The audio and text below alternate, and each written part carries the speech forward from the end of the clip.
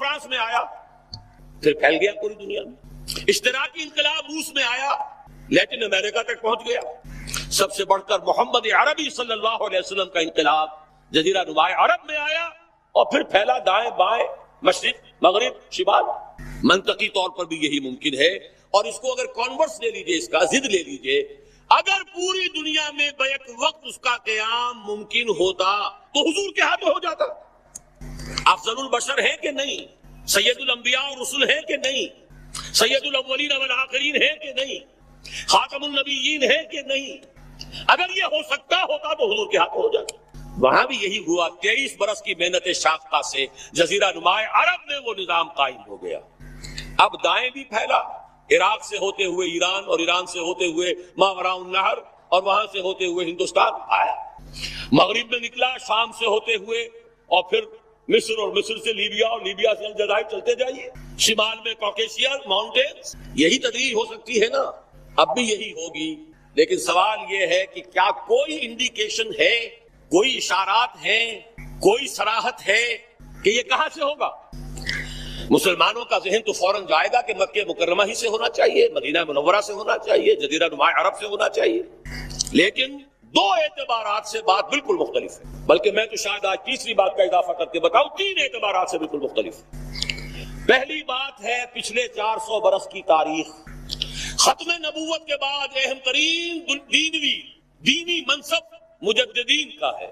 ان اللہ یبعث فی هذه الامت علی راس کل 100 عام من یجدد لها دینها۔ اللہ تعالیٰ اس امت میں ہر صدی کے سرے پر ایسے لوگوں کو اٹھاتا رہے گا جو اس کے دین کو تازہ کر دیں گے۔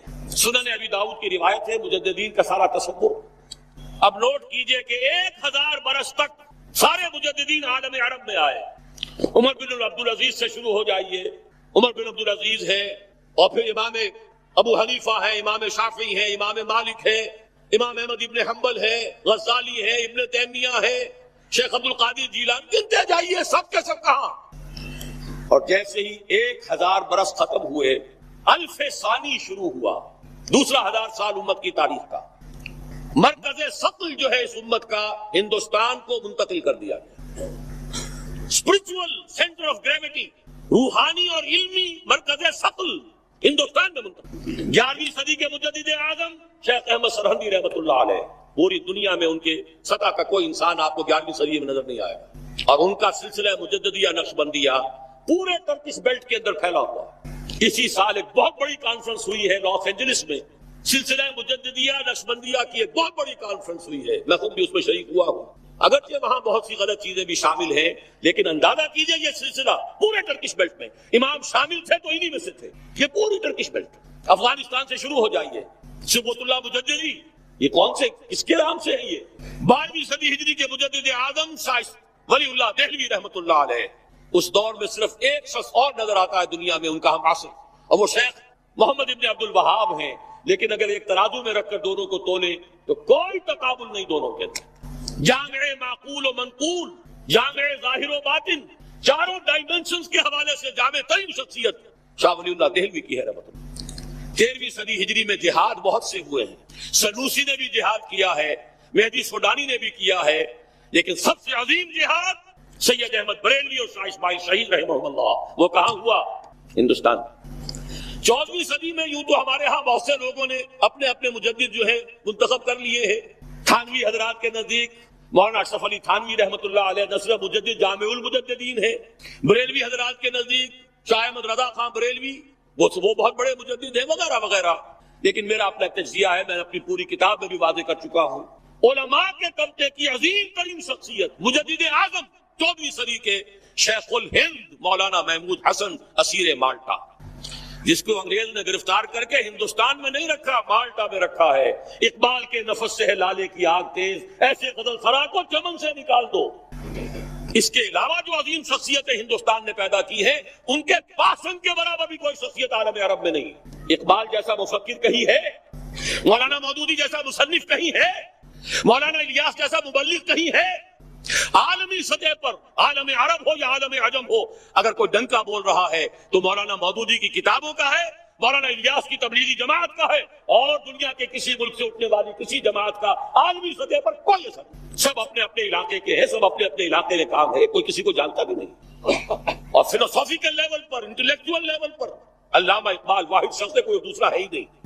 تقابل تو وہاں کیا جائے جہاں کوئی دوسرا ہو, تو دوسرا ہے ہی نہیں. یہ کیا سب کچھ یوں ہی ہو رہا ہے, ایٹ رینڈم ہو رہا ہے, یا کوئی حکمت خداوندی ہے؟ یدبر الامر من السماء الى الارض, تدبیر خداوندی جو ہے, یدبر الامر من السماء الى الارض ثم يعرج اليه في يوم كان مقداره 1000 سنة مما تعدون. اللہ کی تدبیر تو ہزار برس کی ہوتی ہے. 400 برس کی تاریخ آپ کو میں نے بتا دی, دینی اعتبار سے. اس میں اضافہ کیجئے, وہ جو کولونیل رول تھا اس سے آزادی تمام مسلمان ملکوں میں چلی, تحریک چلی ہے نا, لیکن اسلام کا نعرہ صرف تحریک پاکستان کے لیے لگا. عربوں نے عرب نیشنلزم کا حوالہ لیا ہے, سہارا لیا ہے. خلافت ختم ہو رہی تھی, احتجاجی تحریک صرف ہندوستان میں چلی. باقی پوری دنیا کے مسلمانوں نے یہ بھی محسوس نہیں کیا, جیسے کہ حضور نے فرمایا ہے کہ ایک منافق کو بھی گناہ کرنے سے کچھ احساس تو ہوتا ہے, بس اتنا ہی ہوتا ہے جیسے ناک پر مکھی بیٹھی تھی اسے اڑا دیا. اس سے زیادہ احساس خلافت کے خاتمے کا پوری دنیا میں کہیں نہیں. اور یہاں مشرق سے مغرب, شمال سے جنوب, بونی اماں محمد علی کی جان بیٹا خلافت میں دے دو. ہندوؤں کو شریک ہونا پڑا خلافت کی تحریک. قرارداد مقاصد پاس ہو گئی, 10 کروڑ انسانوں کی نمائندہ اسمبلی کہہ رہی ہے we wash our hands off the claim of sovereignty. ہم حاکمیت کے دعوے سے دستبردار ہوتے ہیں. سروری زیبا فقط اس ذات بے ہمتا کو ہے, حکمراں ہے ایک وہی, باقی بتانے آزم. اس سے اگلا معجزہ, تمام فرقوں کے 31 سربراہ مردہ علماء نے دستور کے 22 نکات دے دیے متفقاً ہے. اس کے بعد قافلہ بھٹک گیا. میں اس طرف جانا نہیں چاہتا, اس وقت صرف آپ کو مثبت چیزیں بتا رہا. بھٹک کر ہم نے اپنی منزل دور کر لی ہے. واپس آ جائیں گے تو انشاءاللہ یہ پچھلے سنگھائے میل, یہ ہمارے حوصلوں کو بڑھانے کے لیے ان کی یاد تازہ کرنا. تازہ خواہی داشتن گر داغ ہائے سینہ را, گاہے گاہے باز خواہی داستان پاری نہ رہا. اس کو نوٹ کیجئے, اس لیے یاد دلا رہا کہ کچھ بشیت عزدی ہے اس علاقے سے. اب آئیے احادیث کی طرف. 3 حدیثیں ہم نے کوٹ کی ہیں. عن عبداللہ ابن الحارث رضی اللہ عنہ, ابن ماجہ کی روایت ہے یہ, سنن ابن ماجہ. عن عبداللہ ابن الحارث رضی اللہ عنہ قال قال رسول اللہ صلی اللہ علیہ وسلم یخرج ناس من المشرق یؤتون للمہدی یعنی سلطانہ, یعنی سلطانہ. مشرق کی طرف سے لوگ نکلیں گے جو منزل پر منزل کرتے ہوئے آئیں گے, وطا پاؤں تلے روندنا, مہدی کے لیے, یعنی اس کی حکومت قائم کرنے کے لیے. مہدی کا ظہور جو بھی ہمارے پاس روایات ہیں وہ یہی ہے کہ ان کا ظہور تو عالم عرب ہی میں ہوگا, مکے ہی میں, وہی ان سے بیعت ہوگی. اس وقت تصور ذہن سے نکال دیجئے جو شیعوں اور سنیوں کے درمیان اختلاف ہے. ان کے نزدیک ان کے 12ویں امام ہیں جو چھپے ہوئے ہیں وہ ظاہر ہوں گے. ہمارے نزدیک جیسے اور مجددین پیدا ہوئے ہیں اپنے اپنے وقت میں, ایسے ہی ایک مجدد پیدا ہوں گے جن کا نام مہدی ہے, اور ہو سکتا ہے, بلکہ میں یقین سے کہتا ہوں کہ ہو چکا ہے, کہ وہ پیدا ہو چکے. زمانے کی رفتار بتا رہی ہے, حالات کا رخ بتا رہا ہے. لہذا یہ شیعہ سنی فرق کو ذہن سے اس وقت نکال دیں. جیسے مجدد الفسانی کھڑے ہوئے, جیسے احمد ابن حنبل کھڑے ہوئے, ایسے ہی ایک اللہ کا بندہ حضرت فاطمہ رضی اللہ تعالی عنہا کی نسل سے, حضرت حسن کی اولاد میں سے ہوگا, اور اس کا وہی سے آغاز ہوگا. لیکن وہاں سے آغاز تو ہوگا, اس کی حکومت جمانے کے لیے فوجیں مشرق سے چل کر آئیں گی. معلوم ہوا کہ مشرق کے علاقے میں کہیں یہ کام پہلے ہو چکا ہوگا, اسلامی حکومت اور خلافت قائم ہو چکی ہوگی. وہاں سے فوجیں آئیں گی جو مدد کریں گی حضرت مہدی کی. یعقلون للمہدی یعنی سلطانہ, جمائیں گی اس کی حکومت کو. علامہ اقبال نے غالب ایسے ہی حدیثوں سے وہ انسپریشن لی تھی کہ میرے عرب کو آئی ٹھنڈی ہوا جہاں سے, میرا وطن وہی ہے, میرا وطن وہی ہے. حضور صلی اللہ علیہ وسلم کو ٹھنڈی ہوا آئی تھی. اگلی حدیث پڑھیے عن ابی ہریرہ, اور یہ جامع ترمذی کی روایت ہے حضرت ابو ہریرہ سے رضی اللہ عنہ, یخرج من خراسان رایات سود لا یردها شیء حتی تنصب بإیلیا. خراسان سے سیاہ پرچم نکلیں گے جنہیں کوئی طاقت جن کا رخ پھیر نہیں سکے گی, یہاں تک کہ وہ ایلیا میں جا کر نصب ہو جائیں گے. اس حدیث میں 2 لفظ اگر نہ سمجھ لیں ہم تو حدیث سمجھ میں نہیں آتی. آپ کو معلوم ہے کہ دنیا میں ملکوں کے نام بدلتے رہے. 50 سال پہلے پاکستان کے نام سے کوئی ملک تھا ہی نہیں. حضور کے زمانے میں خراسان ایک بہت بڑا ملک تھا, اور آج کے افغانستان کا تقریباً 2/3 سب سے نچلا جو اس کا ریگستانی سا علاقہ ہے سیستان کہلاتا تھا, اس سے اوپر جو ہے خراسان تھا. پاکستان کا بھی ملحقہ علاقہ اس میں شامل تھا. یہ واخان کی پٹی جو آپ نے کبھی پڑھی ہوگی، اور جب کہ ابھی افغانستان میں جنگ ہو رہی تھی، روسی آ گئے تھے، ایک بڑی باریک سی پٹی آتی ہے افغانستان سے، جیسے کسی برتن کا ہینڈل ہو، کسی فرائی پین کا ہینڈل چلا رہا ہے، وہ واخان۔ اس کتابوں میں لکھا ہے کہ یہ خراسان کی مشرقی سرحد تھی، اس کے نیچے کا سارا علاقہ، یہ باجوڑ، دیر، یہ سارا، پھر اس کے بعد کوہستانی علاقہ، یہ وہ علاقہ ہے جہاں جہاد سید احمد بریلوی رحمۃ اللہ علیہ کا ہوا۔ خراسان میں اس کے علاوہ تھوڑا سا علاقہ ایران کا شامل ہے، وہ اب بھی خراسان کہلاتا ہے، چھوٹا سا صوبہ ہے، اور ایک پھر ماوراء النہر کا یہ علاقہ جو ابھی آزاد ہوا ہے روس کے تسلط سے، یہ بھی اس میں شامل تھا۔ یہ پورا ایک ملک کہلاتا تھا خراسان۔ اس سے ادھر کا جو ایران آج کا ہے وہ اصفہان کہلاتا تھا۔ اس خراسان کے علاقے سے فرمایا حضور نے کہ فوجیں نکلیں گی سیاہ علم لے کر، سیاہ پرچم لے کر۔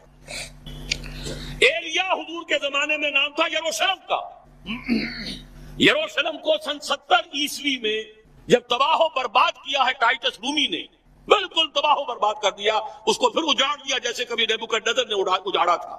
اس کے بعد ایمپرر ہیڈریان تھا، ایک رومن ایمپرر، اس نے دوبارہ آباد کر کے اس کا نام بھی رکھا ہے ایلیا۔ اب وہ یروشلم نہیں تھا، اور سن 70 عیسوی سے ان کا جو سیکنڈ ٹیمپل تھا وہ گرا پڑا ہوا، آج تک گرا پڑا، ایلیا کہلاتا تھا۔ اس ایلیا کے بارے میں حضور نے خبر دی۔ اس حدیث سے معلوم ہوا کہ یہ مسلمانوں کے ہاتھوں سے نکل چکا ہوگا، لیکن ان کو لینے والے خراسان سے چل کر آئیں گے، کوئی اور ملک کے لوگ نہیں لے سکیں گے۔ نوٹ کیجئے ذرا حدیث کو۔ یہ ایلیا تاریخی اعتبار سے مسلمانوں کے ہاتھ سے 2 دفعہ نکلا ہے۔ پہلے عربوں کے ہاتھ سے نکلا، لیکن عرب واپس نہیں لے سکے۔ کس نے واپس لیا؟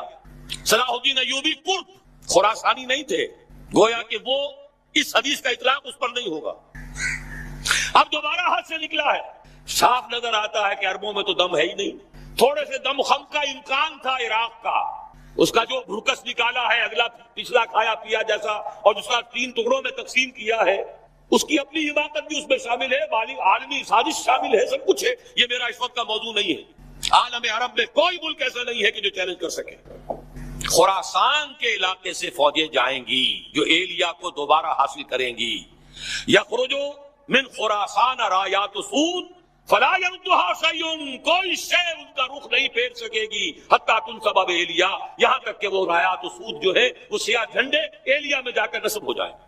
یہ 2 حدیثیں قطع الدلالت ہیں اس پر کہ یہ علاقہ ہندوستان اور افغانستان، پاکستان اور افغانستان کا علاقہ مشیت ایزدی کو خاص منسلک ہے اس علاقے کے ساتھ۔ یہی وجہ ہے کہ پاکستان بنا تو لا الہ الا اللہ کے نعرے پر، قرارداد مقاصد پاس ہوئی تو پاکستان میں، اور یہ جو جہاد ہوا، میں تفصیل میں نہیں جانا چاہتا، اس میں جو غلطیاں ہم سے ہوئی ہیں، افغانستان میں جو بھی جانیں دی ہیں، بے شمار خون دیا ہے مسلمانوں نے پورے خلوص کے ساتھ، وہ بھی رنگ لائے گا۔ کچھ آثار بھی اب نظر آ رہے ہیں، صورتحال جو ہے بدلتی نظر آ رہی ہے۔ یہ صورتحال خود ادھر اشارے کر رہی ہے کہ یہاں سے کچھ ہونا ہے، اور میں جو تجزیہ کرتا ہوں وہ یہ ہے، فکری، علمی، روحانی اعتبار سے 400 سال کے تجدیدی کارنامے کا خلاصہ بر عظیم پاک و ہند کا پاکستان میں آ کر جمع ہوا، اور بازوئے شمشیر زنگ وہ اللہ نے افغانستان کی صورت میں عطا کی۔ جو قوم 15 لاکھ سے زیادہ آدمی دے چکی ہو، اس قوم کو دنیا کی کوئی طاقت شکست نہیں دے سکتی۔ آپس کا اختلاف تھا جو روکے بیٹھا تھا، ایک فرد سے بیعت کر کے توڑ دی تھی، اس کی صدا پائی ہے۔ عبد الرسول سیاف سے بیعت کی اور بیعت کر کے توڑی، اس کی صدا مل گئی۔ صحابہ کو بھی اللہ تعالیٰ نے صدا دی تھی، 35 تیر اندازوں نے حکم کی خلاف ورزی کی تھی، 70 شہید کر دیے۔ اللہ چاہتا تو کنڈول کر دیتا، معاف کر دیتا، لیکن نہیں، سبق سکھانا تھا۔ وَلَقَدْ صَدَقَكُمُ اللَّهُ وَعْدَهُ إِذْ تَحُسُّونَهُم بِإِذْنِهِ حَتَّىٰ إِذَا فَشِلْتُمْ وَتَنَازَعْتُمْ فِي الْأَمْرِ وَعَصَيْتُم مِّن بَعْدِ مَا أَرَاكُم مَّا تُحِبُّونَ۔ سزا دی ہے تاکہ آئندہ کے لیے سبق ہو۔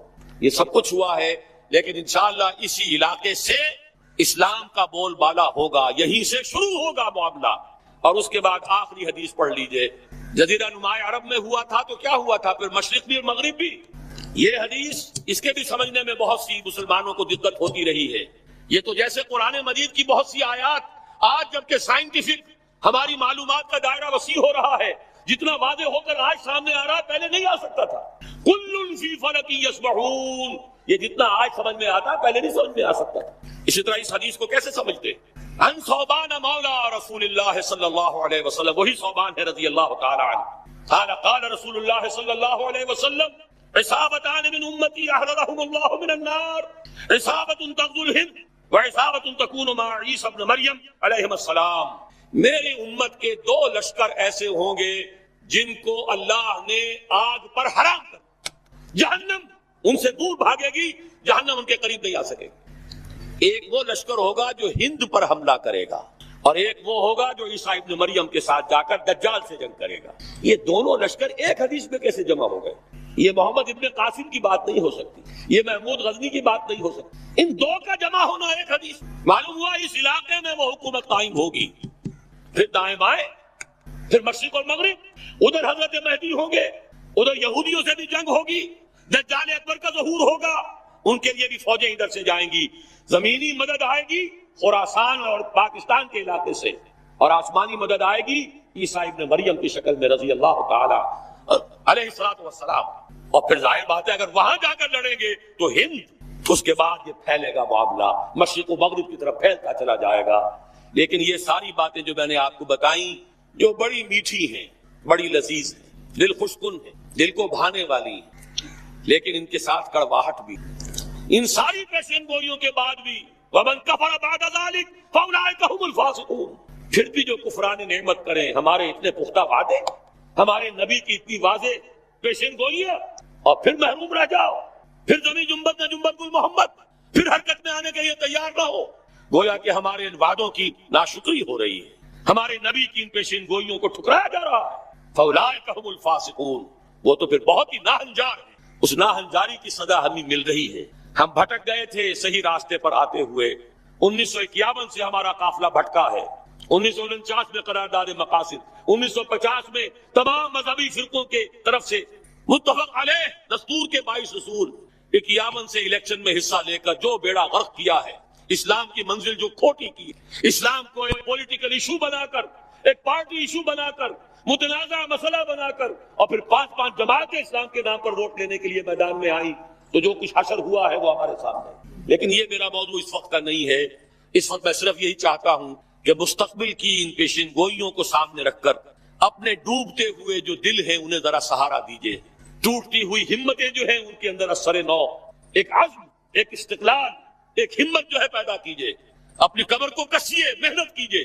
یا ایھا الذین آمنوا هل ادلکم علی تجارۃ تنجیکم من عذاب علیم تؤمنون باللہ ورسولہ وتجاہدون فی سبیل اللہ باموالکم وانفسکم ذالکم خیر لکم ان کنتم تعلمون. اس کے لیے کمر کسنی ہے، وہ اس میں شامل. سرائے سینہ تو ہے ہی ہے، وہاں تو انہیں ان کا قرآن جو ہے وہ تو نازل ہوا تھا سرائے سینہ. حضرت موسیٰ علیہ السلام کو جو دیے گئی تھی تورات، تو سرائے سینہ میں دی.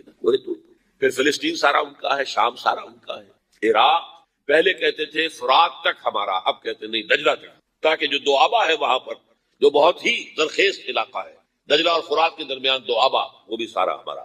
نیچے اتریے، شمالی حجاز ہمارا ہے انکلوڈنگ مدینہ. ہمارے 3 قبیلے یہاں تھے جہاں سے کہ محمد نے ان کو نکالا تھا صلی اللہ علیہ وسلم. خیبر یہاں تھا جہاں سے کہ اکھاڑ پر پھینکا تھا. ترکی کا بھی جنوبی علاقہ ہمارا ہے. یہ پورا علاقہ ہے گریٹر اسرائیل، یہ قائم کرنا یہ ان کا خواب. آب روان کبیر تیرے کنارے کوئی دیکھ رہا ہے کسی اور زمانے. ان خوابوں کو بلیک اینڈ وائٹ کے اندر لے آیا گیا تھا سن 1897 میں. بیسل ایک شہر ہے سوئٹزرلینڈ میں، جہاں ایلڈرز آف ڈیزائن جمع ہوئے تھے، یہودیوں کے بڑے چوٹی کے لیڈر، اور پروٹوکولز انہوں نے مرتب کیے تھے، اور اسی میں اپنا ہدف بنایا تھا گریٹ اسرائیل، گریٹر اسرائیل. نمبر 2 ٹارگٹ ان کا کیا ہے؟ مسجد اقصیٰ کو گرانا، قبۃ الصخرہ کو گرانا.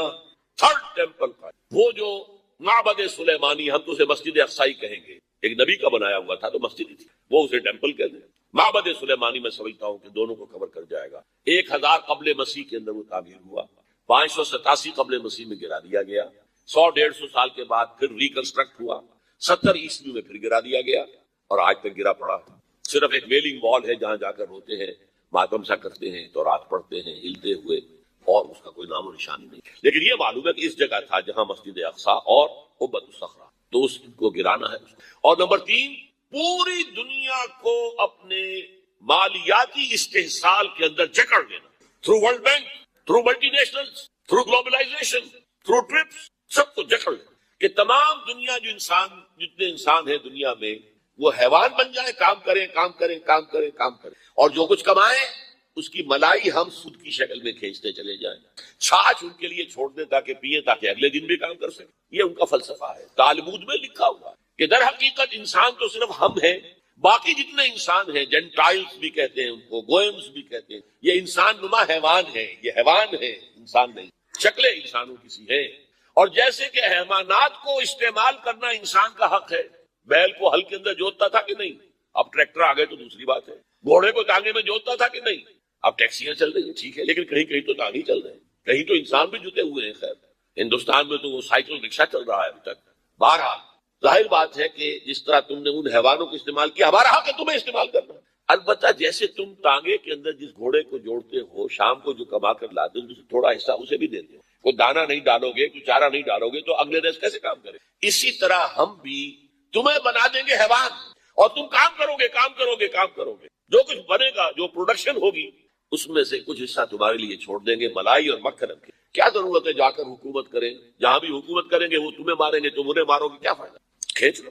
یہ 3 خواب ہیں یہود کے، اور اب یہودیوں کے اعلی کار ہیں اس وقت عیسائیوں میں سے بالخصوص پروٹیسٹنٹس.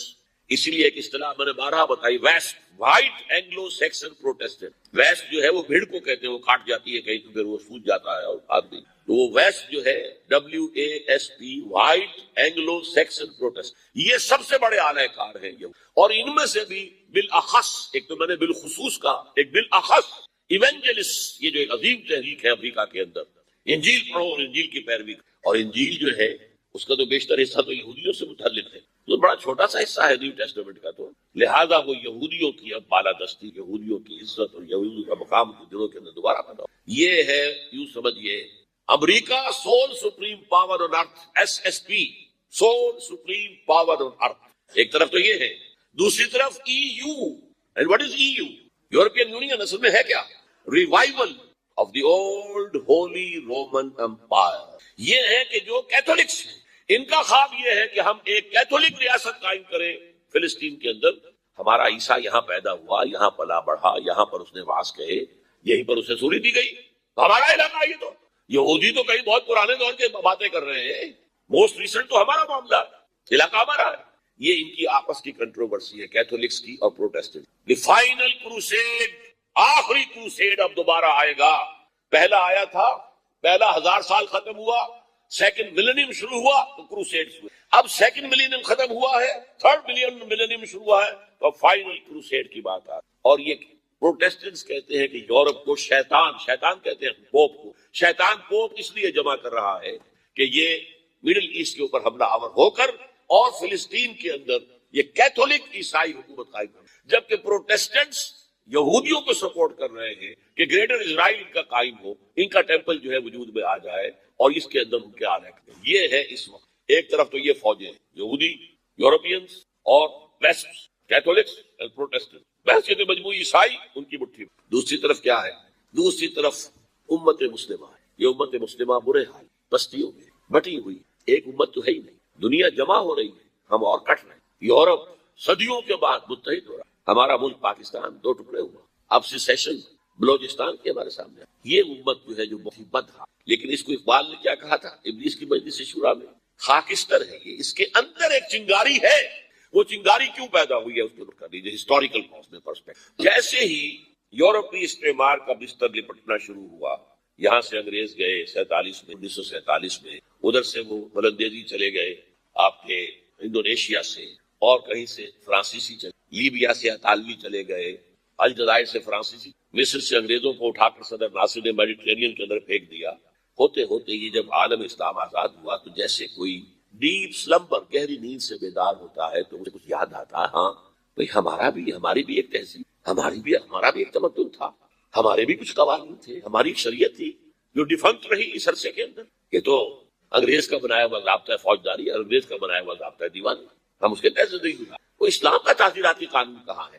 ضابطہ فوجداری اسلام کا ہوتا، دیوانی کو معاملہ ہوتا تھا اسلام کا. یہ جو ایک ہی وقت میں انڈونیشیا سے لے کر اور عرب ممالک تک ایک ہی جذبہ اٹھا ہے، ریوائول، اسلام کو زندہ کرو، زندہ کرو، زندہ کرو. From nearly the middle of the last, Masyumi party Indonesia, Jamaat Islami Hindustan میں، فدائین اسلام ایران میں، الاخوان المسلمون مصر سے پورے عالم عرب میں، سعید نورسی ترکی، یہ تحریک ایک ہی ہوا، ان میں ایک جذبہ پیدا ہوا کہ اسلام کو ہم قائم کریں۔ ان تہذیبوں نے، ان تحریکوں نے ایک چیز کو بہت عام کر، اللہ کا شکر ہے بہت عام کر، وہ تصور اب چلا گیا۔ اب کچھ لوگ جو ہیں بہت ہی دقیانوسی لوگ لے کر بیٹھے ہوئے ہیں، لیکن جو بھی ذرا بیدار ہے، جس کے اندر تھوڑی سی بھی اندر ایلومینیشن آ گئی ہے، وہ جانتا ہے اسلام صرف مذہب نہیں، دین ہے، مکمل نظام زندگی ہے، اور دین اپنا غلبہ چاہتا ہے۔ دین ہوتا ہی اس وقت ہے جب غالب ہو، جب غالب نہیں ہے، مغلوب ہو گیا تو وہ مذہب رہ جائے گا۔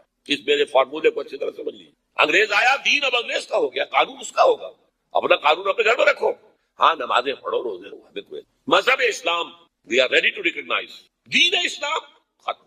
دیکھیے آج یہ چیز اپنے کلائمیکس کو پہنچ گئی۔ آج sole supreme power on North America کہہ رہا ہے دین اسلام اسے ہم ختم کر کے رہیں گے، کچل کر رہیں گے، مذہب اسلام اسے ہم امبریس کر دیں گے۔ اور میں کہتا ہوں کہ جب وہ کہتا ہے کہ ہم اسلام کے دشمن نہیں ہیں تو جھوٹ نہیں کہتا، سچ کہتا۔ وہ کہہ سکتے ہیں دیکھو تم امریکہ آئے، تم نے ہمارے چرچ خریدے اور مسجدیں بنا لی، ڈیڈ وی آبجیکٹ؟ ہم نے کوئی اعتراض کیا؟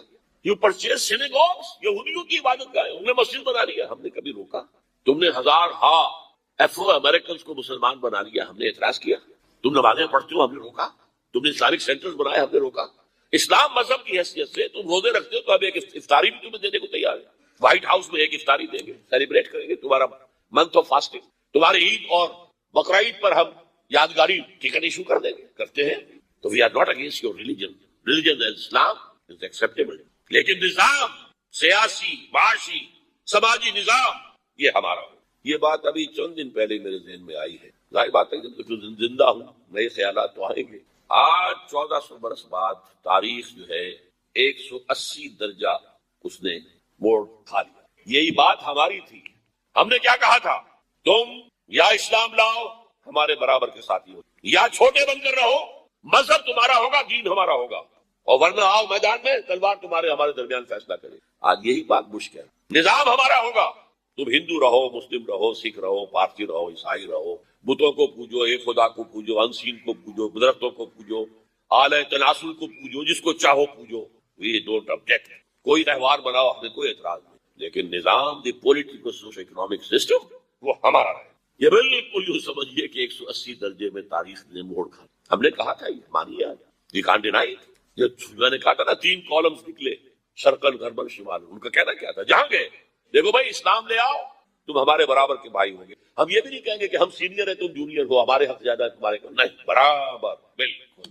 اگر اسلام نہیں لاتے تو چھوٹے بن کر رہو، دین نظام ہمارا ہوگا، مذہب تم رکھ سکتے ہو، عیسائی ہو، پادری ہو، جو بھی ہو، عیسائی، یہودی، جو چاہو رکھ سکتے ہو، اور ورنہ آؤ میدان میں تلوار فیصلہ کریں۔ یہ تمام ہر جگہ یہی کہا گیا۔ ابھی ہم نے حدیث پڑھی ہے، لیکن یہ اس وقت کی نہیں ہے، یہ ابھی ذرا اور آگے کی دور کی بات ہے۔ لا يبقى على ظهر الارض بیت مدر ولا وبر الا ادخله الله كلمة الاسلام بذل ذلیل او عز عزیز۔ یہاں تو اللہ تعالیٰ اس گھر والے کو اسلام کی توفیق دے گا، اسلام اس کے گھر میں داخل ہوگا، اس کا بھی احساس ہو، اور یا وہ چھوٹا ہو کر رہے گا، ہاتھ سے جزیہ پیش کرے گا، یعطوا الجزیۃ عن ید وهم صاغرون، غلبہ اسلام کا ہوگا، دین اسلام کا۔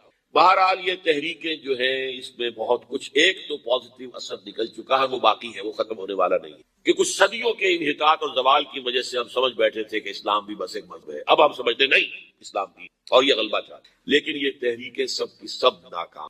اس کی 2 وجوہات ہیں، ویسے میرے ہاں میری کتابوں میں تفصیل سے بحثیں ہیں۔ پہلی وجہ یہ ہے کہ ان تحریکوں نے اسلام اور اس کے نظام پر تو بہت توجہ دی ہے، ایمان پر توجہ۔ اسلام ایک عمارت ہے جس کے نیچے بنیاد ایمان ہے، جب تک ایمان کبھی نہیں ہو، لیونگ تھروبنگ ایمان، برننگ ایمان، ایمان وتھ کنوکشن، اس وقت تک یہ مہم سر نہیں۔ اور نمبر 2، میتھڈالوجیز انہوں نے جو ہم اصل تحریکیں تھیں ان سے بورو کر لی، کمیونسٹوں سے لے لی، سوشلسٹوں سے لے لی، فاشسٹوں سے لے لی، اور گوریلوں سے لے لی، یہ ساری جو ہے بوروڈ میتھڈالوجی، حالانکہ اس میتھڈالوجی لینی چاہیے تھی سیرت محمد صلی اللہ علیہ وسلم۔ ان 2 غلطیوں کی وجہ سے یہ ساری تحریکیں ناکام ہیں۔ الاخوان تقریباً، جماعت اسلامی تقریباً، اور بھی تحریکیں، فدائین اسلام کا تو پھر کہیں ذکر ہی نہیں ملا، یہ تو بعد میں وہاں مجاہدین خلق وغیرہ پیدا ہوئے، لہذا یہ تحریکیں ناکام ہو۔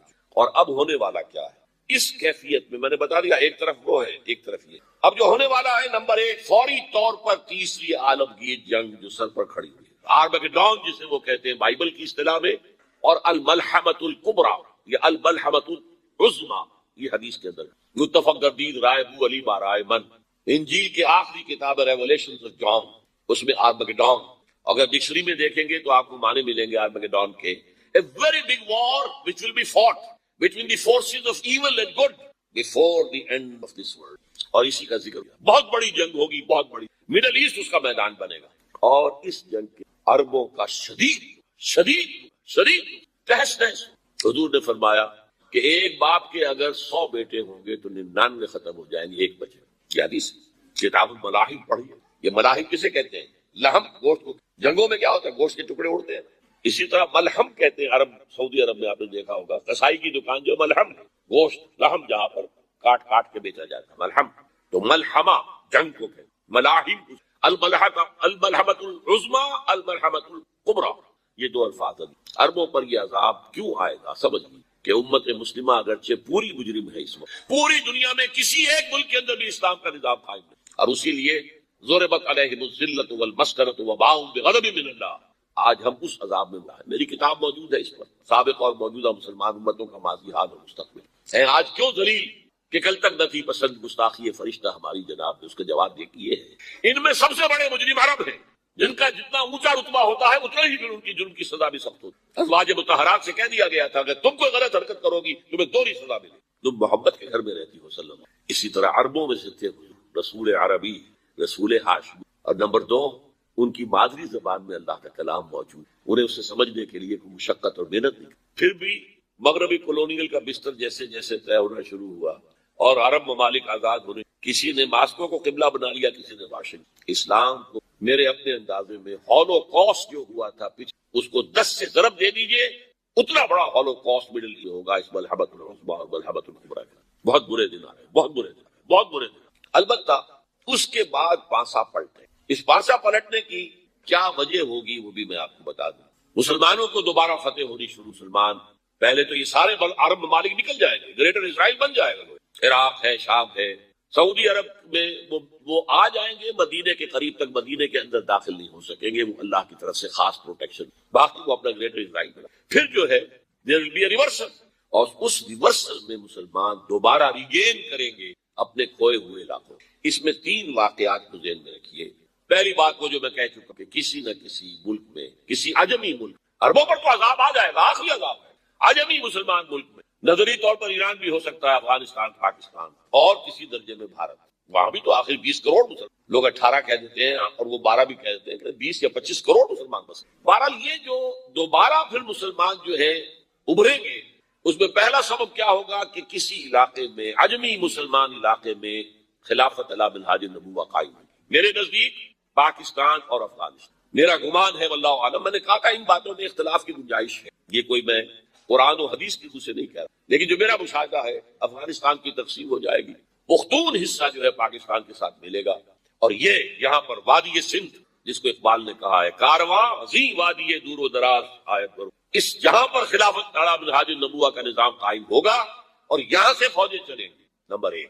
نمبر 2، عرب کے ریگزار میں 15ویں صدی کے مجدد کا ظہور ہو جائے۔ مہدی کو ہم مانتے ہیں مجدد، شیعہ مانتے ہیں 12ویں امام جو چھپے ہوئے، ان کے امام معصوم جو ہے 12، ان میں سے آخری جو ہے وہ چھپے ہوئے ہیں غار میں 1200 برس سے، اور وہ ظاہر ہوں گے، یہ ان کا عقیدہ ہے، ہمارا نہیں۔ ہم سمجھتے ہیں جیسے ہر صدی میں اللہ مجدد بھیجتا رہا، اسی طریقے سے میرے گمان میں 15ویں صدی کے مجدد وہ حضرت مہدی ہوں، ان کی حکومت جا کر یہ فوج قائم کرے گی، عربوں میں دم نہیں ہو، وہ اپنی عیاشیوں کی وجہ سے بالکل کھوکھلے ہو چکے، دولت کی فراوانی اور عیاشی۔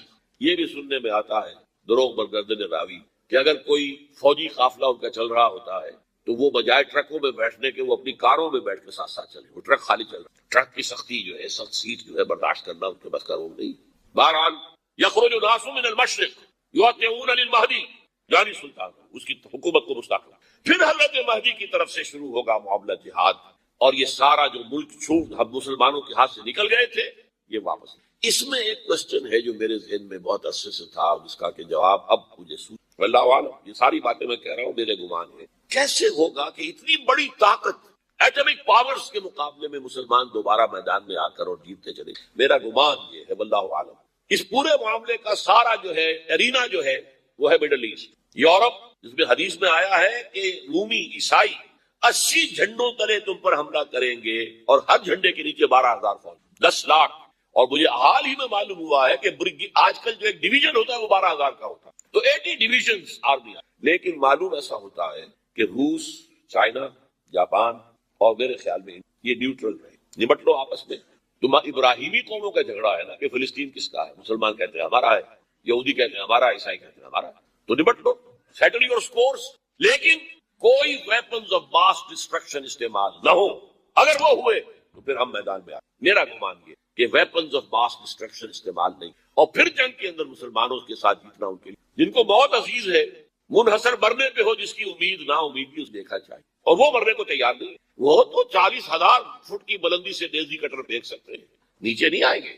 اور جب نیچے کچھ اتنے تھے تو جو حشر کیا تھا، تو جو بات کہی تھی رمزفیلڈ نے، ویری ٹینیشیس فائٹر. یہ افغان والے جو ہیں یہ تو چمٹ جانے والے ہیں، یہ ایسے جنگجو ہیں، ان سے جان چھڑانی مشکل ہے، جن کے لیے موت سب سے بڑی کامیابی ہے. شہادت مطلوب و مقصود مومن نہ مال غنیمت میں کشور کشائی، مسلمانوں کا مقابلہ کر سکیں. یہ ہے میرا گمان، واللہ عالم.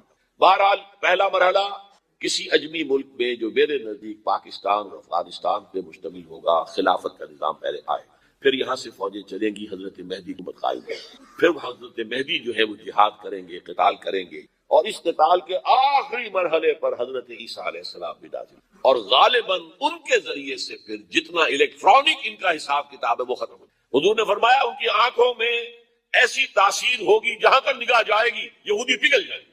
کوئی بہت بڑا لیزر ہوگا، اور ظاہر بات ہے کہ ان کے یہ ہتھیار جو ہیں ان کا مقابلہ تو مسلمان نہیں کر سکتے. اور نہ ابھی آپ کو 100 برس بھی یہ سوچ سکتے ہیں کہ کوئی مسلمان ملک اتنی ترقی کر سکتا ہے کہ ان کے مقابلے میں پہنچ جائے ہتھیاروں کے بعد. تو یہ اصل میں جو شخص سراپا معجزہ تھا، حضرت عیسیٰ جو ہے سراپا معجزہ، پیدائش معجزہ، آسمان پر اٹھایا جانا معجزہ، خلق حیات، بنایا مٹی کا پرندہ، پھونک ماری اڑنے لگا، احیاء موتا، مردہ کو کہا اٹھو قم باذن اللہ، اٹھ گیا چلنے لگا.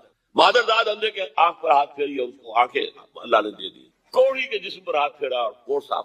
اس سے بڑے معجزے تو کسی کو دیے ہی نہیں گئے. سراپا معجزہ. وہی آ کر آخری جو بھی ہوگا معاملہ، اس کے اندر حضرت عیسیٰ کی معجزاتی شخصیت جو ہے در حقیقت وہ فیصلہ کرے. میرے نزدیک یہ ہیں وہ چیزیں جس کی بنا پر میں سمجھتا ہوں کہ حالات جو ہے جا رہے ہیں. حضرت عیسیٰ کے آنے کے بعد 2 رتبے نکلیں گے. عیسائیوں کا مذہب ختم ہو گیا. حدیث میں آیا ہے کہ عیسیٰ آئیں گے، یکسر الصلیب و یقتل الخنزیر، صلیب کو توڑ دیں گے. کیا مطلب؟ کہاں تم صلیب اٹھائے پھر رہے ہو؟ میں صلیب دیا ہی نہیں گیا. یہ سب تمہارا ایک من گھڑت قصہ ہے. مجھے تو اللہ نے پہلے اٹھا لیا تھا. وما قتلوه وما صلبوه. صلیب ہی پر کھڑی ہوئی ہے عیسائیت ساری کی. اور خنزیر کو قتل کر دی. خنزیر تم نے کیسے حلال کر دیا؟ یہ کبھی اسلامی شریعت کے موسیٰ کی شریعت میں حرام تھا، وہی موسیٰ کی شریعت میں تمہیں دے کر گیا. Don't think I have come to destroy law. یہ لا تم پر نافذ رہے گا. گویا کہ عیسائی مذہب ختم ہو کر اسلام میں یہودی ایک ختم کر. یہودی کیوں اس انجام کے مستحق ہیں؟ اللہ کا پرانا قاعدہ چلا آ رہا ہے. جس قوم کی طرف کسی رسول کو بھیجا، اگر قوم نے بحیثیت مجموعی رسول کا انکار کیا وہ ہلاک کر دیا. قوم نوح ہلاک ہوئی ہے نہیں؟ قوم ہود، عاد ہلاک ہوئی ہے نہیں؟ قوم سمود جن کی طرف حضرت صالح بھیجے گئے، قوم شعیب، عمورہ اور صدوم کی بستیاں، آل فرعون، یہودیوں کی طرف حضرت عیسیٰ کو رسول بنا کر بھیجا گیا تھا. انہوں نے رد کر دیا. محمد رسول اللہ کو رد کر دیا. یہ اس سزا کے مستحق ہو چکے، لیکن وہ سزا ان کا رسول ہی ان کو آ کر، اسی لیے انہیں اٹھا لیا. اس کے لیے سچویشن بالکل رائٹ ہے. 2 مرتبہ ایکسرسائز کر چکا ہے وہ، خاص ٹارگٹ بنا کر حیدرآباد کو، اور اس کے پیش نظر ہے سندھ میں جو بھی خلفشار ہے اس کے علم میں ہے، جو بھی تصادم ہے. اب بھی اگرچہ اس وقت کی جو ہماری اندرونی سیاست ہے یہ اس کا کرشمہ سامنے آیا ہے کہ جی ایم سید صاحب کو ایگزونریٹ کیا جا رہا ہے، ان کو محب وطن کا خطاب دوبارہ دیا جا رہا ہے. وہ شخص جس نے اسلام کے خلاف انتہائی زہریلی باتیں کی ہیں، وہ شخص جس کی کتاب اب پاکستان ٹوٹ جانا چاہیے، وہ لاکھوں کی تعداد میں ہندوستان سے چھپ کر آئی ہے، یہاں تقسیم ہوئی ہے، آج اسے سند دی جا رہی ہے. یہ ہے ہماری اندرونی سیاست کے کرشمے. میں اس پر تفصیل سے نہیں جانا چاہتا، لیکن اس شخص کی دیکھیے، وہ جو علامہ اقبال کا شعر ہے کہ بت کرے میں برہمن کی پختہ زناری بھی دیکھ کعبے میں شکست رشتہ تسبیح شیخ، اور بت قدے میں برہمن کی پختہ زناری بھی دیکھ. کہ نظر یہ آ رہا ہے کہ اس نے رہا ہوتے پہلا بیان یہ دیا ہے کہ ہماری پہلی ترجیح یہ ہے کہ پاکستان ٹوٹ جائے اور ہندوستان کے ساتھ ہم ایک انڈیپینڈنٹ اسٹیٹ کی حیثیت سے کنفیڈریشن قائم کریں. سندھو دیش confederation with India independent of Pakistan. پھر دوسری ترجیح بھی ہے. تیسری آخری ترجیح یہ ہے کہ پاکستان کو 5 ریاستوں میں تقسیم کر دیا جائے اور ایک لوز کنفیڈریشن ہو، بس اس کے سوا کچھ نہیں. 5ویں بھی وہ اردو والوں کے لیے نہیں، مہاجرین کے لیے نہیں، ان کے لیے تو ان کے پاس کچھ نہیں ہے۔ 5ویں بھی پنجاب میں سے کاٹ کر سرائیکی صوبہ بنایا جائے، اور سندھ میں تو بہرحال اردو بولنے والوں کو سندھی پڑھ کر رہنا ہوگا۔ یہ اس شخص کا